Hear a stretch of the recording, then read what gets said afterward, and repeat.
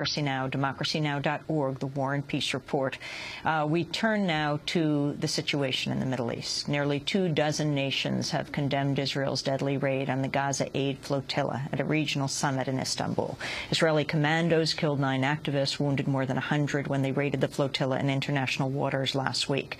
The summit in Istanbul was a meeting of the Conference on Interaction and Confidence-Building Measures in Asia. The Turkish president released a statement agreed to by 21 of the 22 participants in the conference condemning the raid. Israel was the only participant to refuse to sign the document. Russian Prime Minister Vladimir Putin attended the summit and told reporters he would raise the issue with the United Nations of who should investigate the Israeli attack. The Israeli military has announced it will conduct its own internal investigation and has rejected calls for an international tribunal. It'll report its findings on July 4th. Meanwhile, Palestinian President Mahmoud Abbas is arriving in Washington today to meet with President Obama at the White House. Yesterday, I spoke with another one of the survivors of Israel's raid on the Gaza aid flotilla. Hanin Zuabi is a Palestinian member of the Knesset, the Israeli parliament. She's the first woman to be elected to the Knesset as a representative of an Arab party. She was aboard the Mavi Marmara, the lead ship in the flotilla, where all 9 activists were killed. She witnessed some of them bleed to death. When she returned to Israel to speak in the Knesset, she was verbally assaulted by parliament members for her participation in the flotilla. I reached her yesterday in Jerusalem. She began by talking about what happened during the Israeli assault. At 4:30 in the morning, when I saw 14 Israeli ships approaching us with a helicopter, each ship with tens of soldiers, I thought to myself that this is not the kind of forces just to stop us. We are 600 passengers. Maybe less than quarter of these forces, maybe less than fifth of these forces can just prevent us very, very easily. And I actually, maybe for the first time I think in my life, I was very afraid. And I thought to myself, this will not, the end of this will be a tragic end. It will not end without dead bodies. A helicopter at 4:30, a helicopter with soldiers,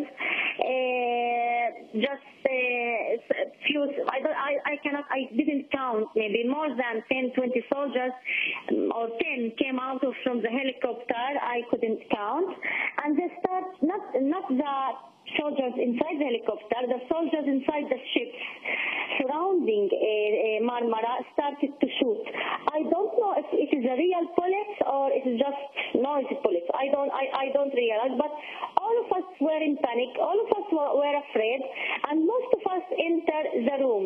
After 10 minutes, 2 injured, seriously injured,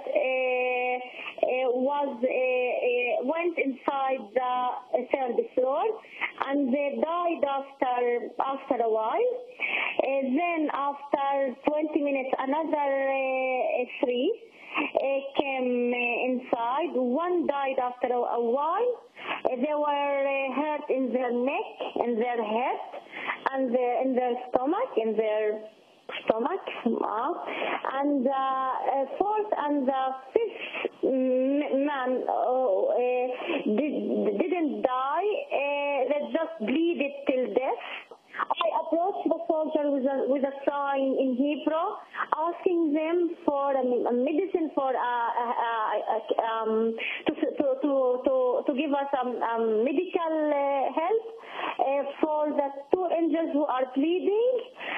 I just for 20 minutes tried to approach them and tried to ask them, and I did it twice, also verbally and also by writing this time. They refused just to give us this support, and the 2 men died after maybe half an hour. Can you describe what happened when you went into the first Knesset meeting, the first parliament meeting, after the Israeli commando raid on the ship that you were a part of? What happened to you? During the first meeting, there was a hard aggression. They called me traitor, terrorist. Where are the knives? Where do you hide the knives?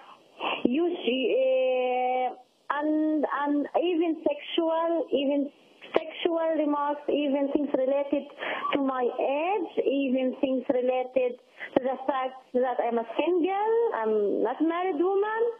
They said to me, go to Gaza, you are 38 years old, go and we will see if you will manage to be in Gaza and to live in Gaza as a single woman, 38 years old.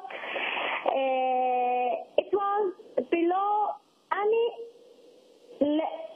level. It was below not just unethical remarks and not just unhuman remarks. It was something that I never imagined to be in the parliament.